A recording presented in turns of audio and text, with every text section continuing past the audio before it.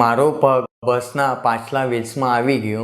એ accident જોઈને મને લાગ્યું કે મારો પગ કપાવવો જ પડશે, કેમ કે મારો પંજાનું માંસ એ બધું જ ચામડી છૂટી પડી ગયેલી હતી. મારું નામ મનોહર સંજય પાટીલ. મારી ઉંમર 22 વર્ષ છે.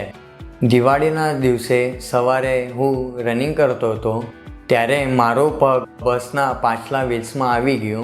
એ એક્સિડન્ટ જોઈને મને લાગ્યું કે મારો પગ કપાવવો જ પડશે, કેમ કે મારો પંજાનું માંસ એ બધું જ ચામડી છૂટી પડી ગયેલી હતી.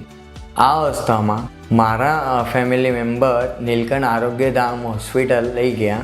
ત્યાં ઘડી ડૉક્ટર દિલીપ વરિયા સર મને જોવા આવ્યા. મેં પહેલાં એમને ક્વેશ્ચન કર્યું કે સર મારો પગ બચશે? દિલીપ સરે મારે કીધું કે મારે તરફથી હું પૂરેપૂરે પ્રયત્ન કરીશ કે તારો પગ બચી જાય. ત્યારબાદ મારું ઓપરેશન થયું.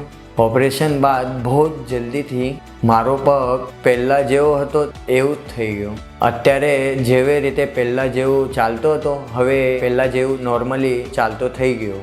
એક ટાઈમ હતો કે મને લાગ્યો હતો કે મારો પગ હવે નહીં બચશે, પણ thanks to Dilip Variya sir એમનો મારો પગ બચાવી લીધો અને મારે પહેલાંની જેમ ચાલતો પણ કરી દીધું. કોઈને પણ પ્લાસ્ટિક સર્જરી, કોઈને ઓપરેશન કરવાનું હશે તો દિલીપ સરને કોન્ટેક્ટ કરો.